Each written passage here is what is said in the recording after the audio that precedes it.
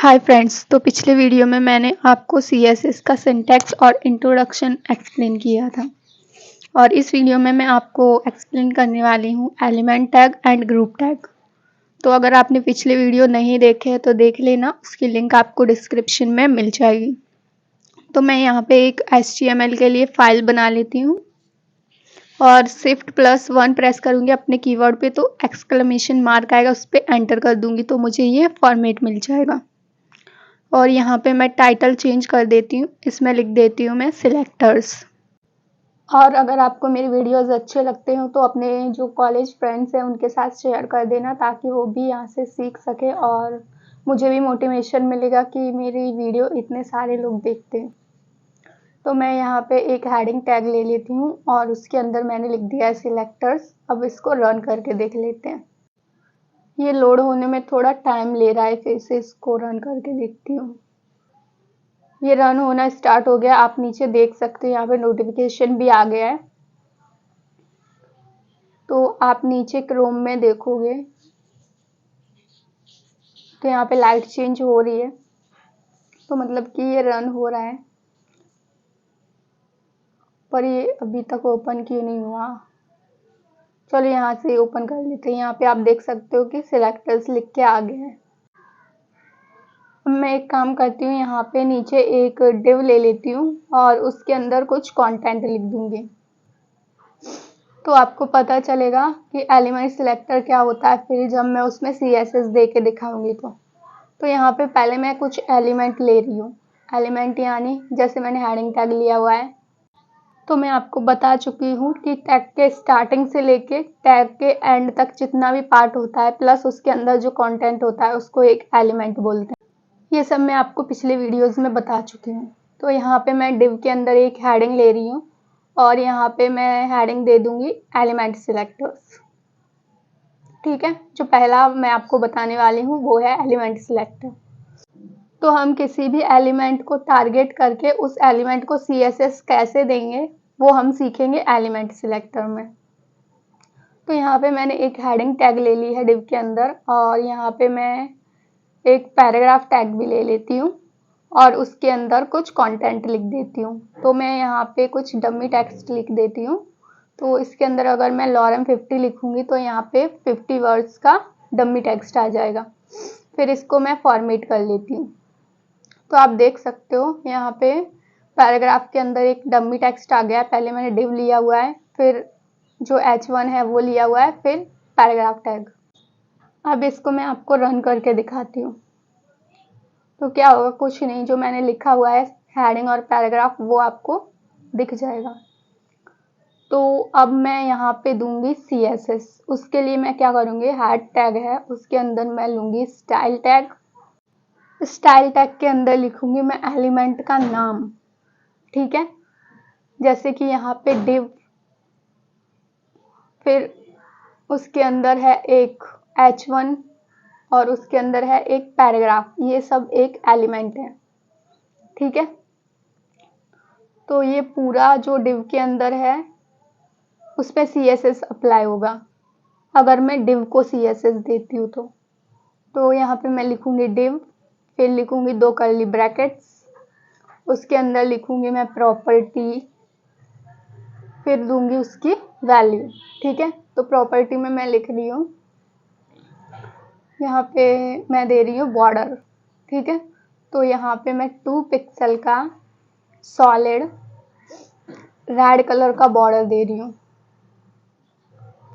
तो ये जो बॉर्डर दिया है मैंने वो डिव के ऊपर लग जाएगा, तो डिव के अंदर जो जो भी है वो बॉर्डर के अंदर आ जाएगा। ठीक है, तो जो मैंने बॉर्डर दिया था वो डिव को दिया था, उसके अंदर था हेडिंग और पैराग्राफ।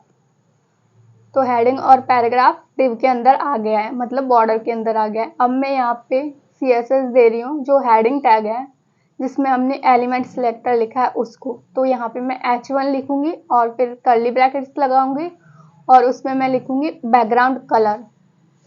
ठीक है, तो यहाँ पे लिखना है आपको प्रॉपर्टी का नाम, फिर लिखना है उसकी वैल्यू और फिर पीछे लगाना है आपको सेमीकोलन। तो यहाँ पे येलो ग्रीन ले लिया है मैंने कलर और इसको रन करके दिखाती हूँ H1 के अंदर। तो आप देख सकते हो यहाँ पे जो सिर्फ H1 है सिर्फ उसी के अंदर CSS अप्लाई हुआ है, क्योंकि हमने सिर्फ H1 का सिलेक्टर यूज किया हुआ है। और इसके बाद मैं सिर्फ जो पैराग्राफ टैग है उसको CSS देना चाहती हूँ। तो क्या करूँगी मैं, तो यहाँ पे P लिख के कर्ली ब्रैकेट्स के अंदर उसकी जो प्रॉपर्टी है वो लिख दूंगी और इसको रन करके दिखाती हूँ। तो आप देख सकते हो पैराग्राफ जो है वो ब्लू कलर का हो गया है, क्योंकि मैंने बैकग्राउंड कलर ब्लू दिया हुआ था।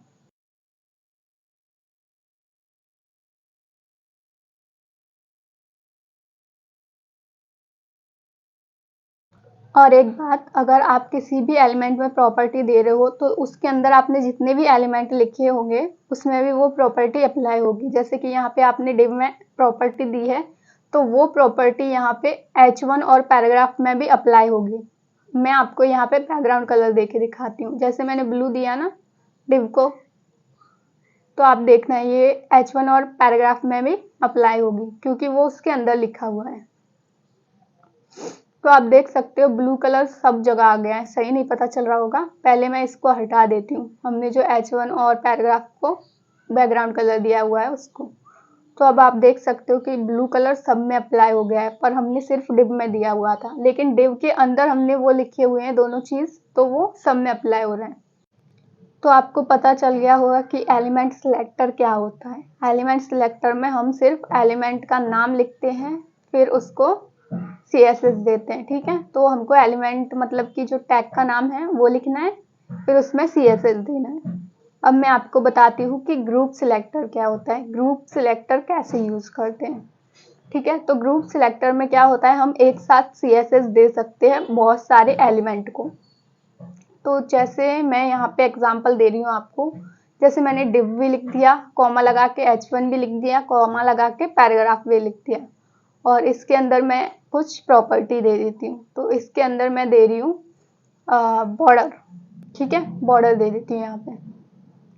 तो यहाँ पे मैं 2 पिक्सल का सॉलिड रेड, तो मैं यहाँ पे रेड बॉर्डर दे देती हूँ। तो क्या होगा, डिव जो होगा H1 होगा और पैराग्राफ तीनों में अलग अलग बॉर्डर आ जाएगा, तीनों में बॉर्डर हो जाएगा, क्योंकि हमने तीनों जो डिव है उनका नाम लिखा हुआ है। तो यहाँ पे आप देख सकते हो कि हेडिंग पे अलग बॉर्डर है, पैराग्राफ पे अलग है, और जो डिव है उस पे अलग है। तो यहाँ पे हमने क्या किया है, तीनों को एक साथ बॉर्डर दे दिया है।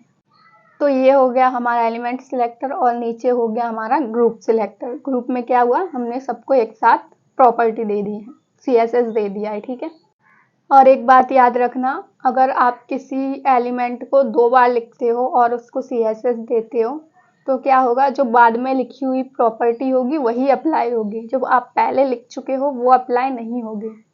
मैं यहाँ पे आपको एग्जांपल देके समझाती हूँ। यहाँ पे मैंने पैराग्राफ 2 बार लिख दिया है। ठीक है, पहले मैंने ब्लू कलर दिया हुआ था, अब मैंने येलो दे दिया है। अब इसको रन करके दिखाती हूँ। तो आप देख सकते हो कि येलो कलर अप्लाई हो रहा है, ब्लू नहीं हो रहा है, क्योंकि ब्लू मैंने पहले लिखा हुआ है और येलो बाद में। तो आपने जो बाद में प्रॉपर्टी दी होगी वही अप्लाई होगी एलिमेंट में। तो भले ही आप 2 बार प्रॉपर्टी दे दो, लेकिन जो आपने बाद में लिखी होगी वो वाली अप्लाई होगी। तो यहाँ पे जो ये है डिव हेडिंग पैराग्राफ, ये है हमारे एलिमेंट सिलेक्टर्स। ठीक है, इनको हटा के मैं आपको सिर्फ ग्रुप का दिखाती हूँ। यहाँ पे मैंने ग्रुप को दिया हुआ है बॉर्डर, इसको रन करके दिखाती हूँ। तो यहाँ पे सब में बॉर्डर आ गया है, क्योंकि मैंने सारे जो एलिमेंट हैं उनको एक साथ बॉर्डर दिया हुआ है, उनको एक साथ लिखा हुआ है। और अगर मैं यहाँ पे बैकग्राउंड कलर भी देती हूँ तो वो सब में अप्लाई होगा। तो ग्रुप सिलेक्टर का यही फायदा है कि आप सबको एक साथ CSS दे सकते हो। अब मैं आपको यहाँ पे दूसरी प्रॉपर्टी भी देके दिखाती हूँ। यहाँ पे मैं फॉन्ट साइज चेंज करती हूँ, तो आपको पता चलेगा कि जो टेक्स्ट लिखी है मैंने डिव के अंदर और हेडिंग और पैराग्राफ के अंदर, उसका साइज चेंज हो जाएगा। देखो उसका साइज चेंज हो गया है, इसका और इसका सेम साइज हो गया है, और मैंने इसको फॉन्ट प्रॉपर्टी दी थी। ठीक है, तो वो सब में अप्लाई हो गई है, हेडिंग पैराग्राफ डिव। तो ग्रुप सिलेक्टर से आप सब में एक साथ प्रॉपर्टी दे सकते हो, सब में एक साथ CSS दे सकते हो। ठीक है, तो आपको पता चल गया होगा तो एलिमेंट सिलेक्टर क्या होता है और ग्रुप सिलेक्टर क्या होता है। तो यहाँ पे मैं सबको वापस ले आती हूँ जो मैंने डिलीट कर दिया था। तो फ्रेंड्स, अगर आपको ये वीडियो अच्छा लगा हो तो चैनल को सब्सक्राइब जरूर कर देना और बेल आइकन भी प्रेस कर देना और मुझे इंस्टाग्राम पे भी फॉलो कर लेना। आपको स्क्रीन पे मेरी इंस्टा आईडी दिख रही होगी। और फ्रेंड्स, मेरा इंस्टाग्राम पे जो ब्रॉडकास्ट चैनल है उसको ज्वाइन ज़रूर कर लेना, क्योंकि कभी कभी मैं वीडियो नहीं डाल पाती तो मैं आपको उसमें नोटिफाई कर दिया करूँगी कि मेरा वीडियो नहीं आएगा उस दिन। अगर मुझे कोई इमरजेंसी हुई तो कभी कभी मैं वीडियो नहीं डाल पाती तो मैं आपको उसमें नोटिफाई कर दूँगी। और अभी तक आपने मेरी जो वेब डेवलपमेंट फुल कोर्स की प्लेलिस्ट है उसको सेव नहीं किया है तो सेव कर लेना। उसको कैसे सेव करना है वो मैं आपको बता देती हूँ ताकि आपका कोई भी वीडियो मिस ना हो। तो प्लेलिस्ट को सेव करने के लिए आपको जाना है मेरे यूट्यूब चैनल पे, फिर यहाँ पे आपको बीच में प्लेलिस्ट का ऑप्शन मिलेगा, उस पर क्लिक करना है। तो यहाँ पे आपको कई सारे कोर्सेज देखने को मिल जाएंगे। कई सारे कोर्सेज की प्लेलिस्ट बना रखी है मैंने, तो आपको जो भी कोर्स देखना हो उस कोर्स के ऊपर आपको क्लिक करना है। तो नीचे मैं वेब डेवलपमेंट पे क्लिक कर रही हूँ।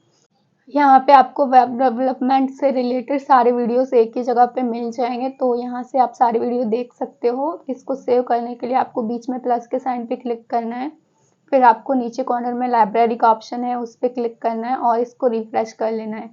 तो आप देख सकते हो यहाँ पे प्लेलिस्ट सेव हो गई है, आप यहाँ से वीडियो देख सकते हो। ठीक है, और एक चीज़ बताती हूँ मैं आपको, उसके लिए आपको जाना है मेरे यूट्यूब चैनल पे वापस, कुछ बेसिक और यहाँ पे आपको बीच में कम्युनिटी का ऑप्शन दिखेगा। तो यहाँ से आप क्यूज टेस्ट भी दे सकते हो। यहाँ पे मैंने क्वेश्चन डाल रखे हैं और उसके 4 ऑप्शन लिख रखे हैं। तो अगर आप यहाँ पे आंसर दोगे तो अगर आपका रॉन्ग आंसर होगा तो आपको नीचे राइट आंसर पता चल जाएगा। नीचे यहाँ पे एक्सप्लेनेशन भी आ जाती है उसकी कि उसका वो आंसर क्यों है, और यहाँ पे अगर आप राइट आंसर दोगे तो राइट ही आएगा। ठीक है, तो यहाँ से आप अपनी क्यूज टेस्ट दे सकते हो, अपना नॉलेज चेक कर सकते हो कि आपने वीडियोज़ में क्या सीखा है। और यहाँ पे जो मैंने कोड लिखा था उसके नोट्स भी दिख देती हूँ मैं यहाँ पे। तो मैंने यहाँ पे आपको सिखाया था एलिमेंट सिलेक्टर, तो यहाँ पे मैं लिख दे रही हूँ एलिमेंट सिलेक्टर, यहाँ पे कमेंट के अंदर लिख रही हूँ मैं। ठीक है, तो आप अपनी नोटबुक में लिख सकते हो या फिर आप जहाँ कहीं पे भी लिखना चाहो तो लिख लेना। तो ये जो हमारा पहला था वो हमारा एलिमेंट सिलेक्टर था और उसके नीचे हमने जो सीखा वो ग्रुप सिलेक्टर था। तो यहाँ पे मैं ग्रुप सिलेक्टर कमेंट दे देती हूँ। ठीक है, तो आपको याद रहेगा कि कौन सा एलिमेंट सिलेक्टर है और कौन सा ग्रुप सिलेक्टर है।